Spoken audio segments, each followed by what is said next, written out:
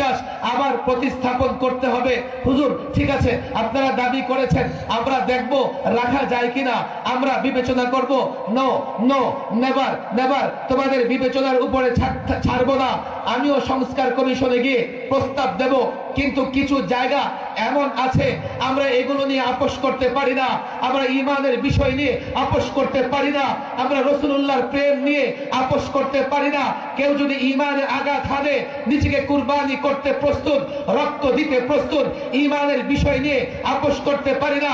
আল্লাহর নবীকে নিয়ে কেউ যদি কটূক্তি করে জীবন দিতে প্রস্তুত, বরদাস্ত করতে পারি না।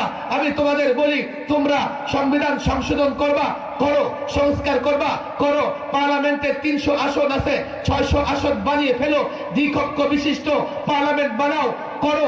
বিচার বিভাগ স্বাধীন করো, নির্বাহী বিভাগ স্বাধীন করো, প্রেসিডেন্ট এবং প্রধানমন্ত্রীর ক্ষমতায় ভারসাম্য নিয়ে আসো। আমরা এগুলো নিয়ে কোনো কথা বলবো না, আমরা এগুলো নিয়ে আমাদের প্রস্তাব রাখবো, কিন্তু আল্লাহর উপর আস্থা বিশ্বাস এটা এমন জায়গা, আমরা আর ব্যতিক্রম, আমরা আর ব্যত্যয় দেখতে চাই না, আমরা আর অল্টারনেটিভ দেখতে চাই না। এটা এটা সংবিধানে ফিরিয়ে আনতে হবে, এটা সংবিধানে প্রতিস্থাপন করতে হবে।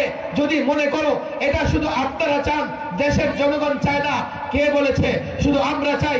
আজ পর্যন্ত সেকুলারিজমের পক্ষে মিছিল হয় নাই, মিটিং হয় নাই, এদেশের মানুষ সেকুলারিজম বিশ্বাস করে না।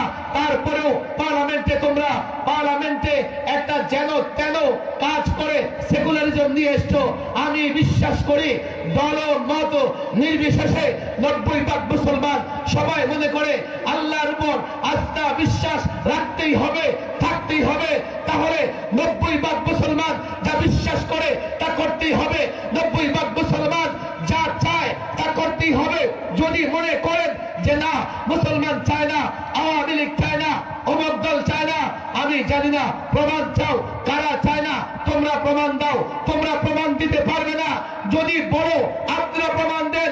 আল্লাহর কসম করে বলি, রব্বে কাহর কসম করে বলি, প্রমাণ দেওয়ার জন্য যদি প্রয়োজন হয় বাংলাদেশের যে কোনো জায়গায় 2 কোটি মানুষ জমায়েত করে দেখিয়ে দেব।